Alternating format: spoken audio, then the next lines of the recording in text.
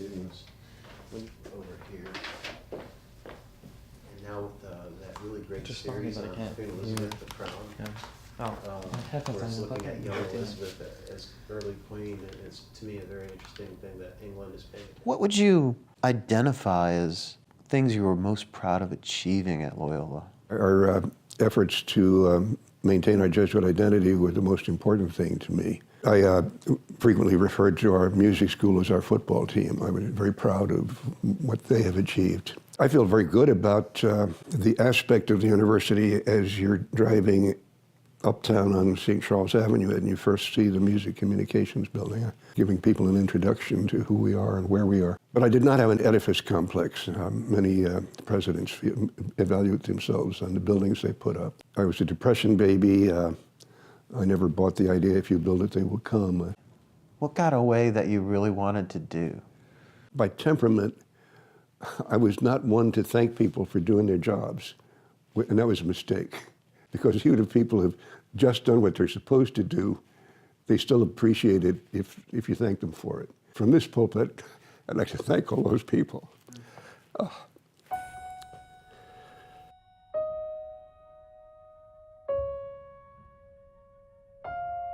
As Dr. Roussel said when we left office, he said, it's been a good ride.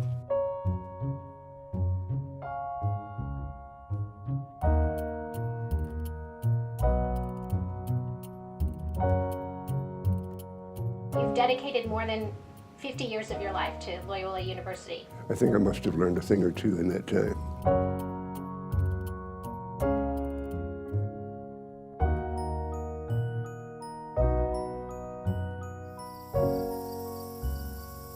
My parents were from the South, and it was life as they understood it. We weren't supporting a segregated system, but we weren't fighting it. During my freshman year at Loyola, Father Joseph Fichter got a group of us together for a meeting with students from Xavier University. The meeting took place in the library of the old law school, an old residence on St. Charles Avenue. We had to do it very secretly because the Ku Klux Klan would get violent if they found out about something like that. It did convince me that segregation was wrong and that we could do something about it.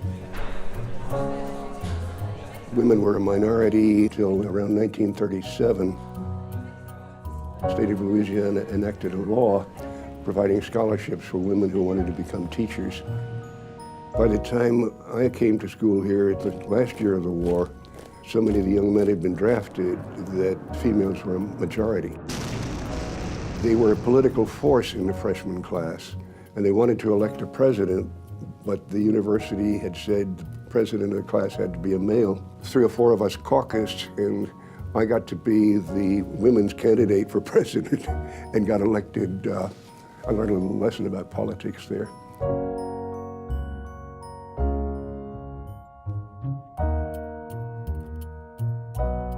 I always felt that physics was the best way to learn critical thinking. The facts don't lie. They're there, you have to explain them. Physics stimulates the critical mind. It asks the questions that other people are afraid to ask. Pope John Paul II said a person is not fully mature unless that person has asked all questions. Contradistinction to what many people think faith is all about. Take whatever Father says because Father says it. And the Pope is saying, ask the meaningful questions. You'll have a deeper faith when you find the answers.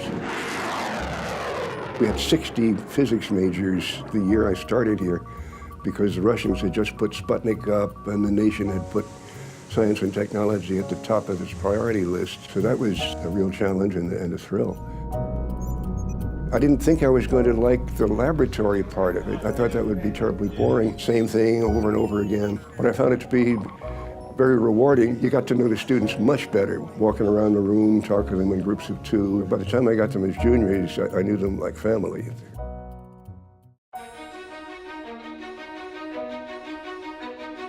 My generation of Jesuit physicists felt that too many Jesuits were being sucked into administration, and we were trying to do everything we could to stay out of administration. So it was not my career goal. So I kind of backed into administration with no experience at all. And I found it very frustrating in the beginning because I was a scholar. I was used to having time to concentrate on things. In administration, it was entirely different. You're doing budget now, you're putting out a fire here, you're talking to an irate parent after that. It was very rewarding once I figured out what I was supposed to be doing.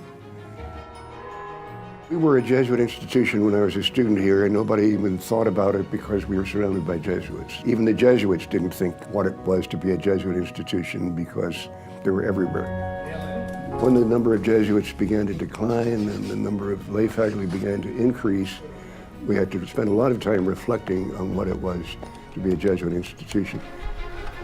The phrase we found resonated with all the faculty we were hiring was value-oriented education, which kind of brings in the Ignatian idea that education is not just the head, but the heart. We want to maintain that core tradition of adapting to the times and yet finding God in all things. When I got back in the classroom, I was like a kid in a candy store. Many of my contemporaries had burnt out teaching and were close to retirement. I had not taught for 25 years, so it was a whole new world for me.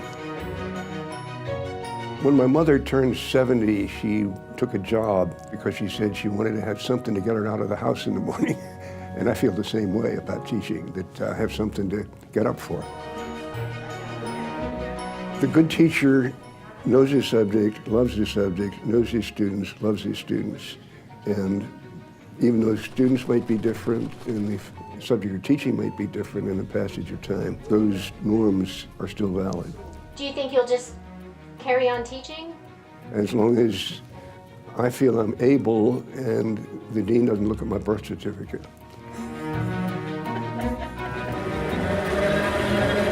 We already have a number of Jesuit institutions of higher learning in this country with presidents who are lay people. That kind of tells us what the future is going to look like. We are right at this moment in the middle of a planning process which will retain our Jesuit identity, but because we adapt to the times and we do that which is most needed, that's in process as we speak. When my brother was a student here, one of the Jesuits was able to get him a scholarship, which was given by a graduate whose tuition had been paid by an earlier graduate. The Loyola education is so much a piece of what people do later in life that it makes perfectly good sense to help the next generation along the way we were helped.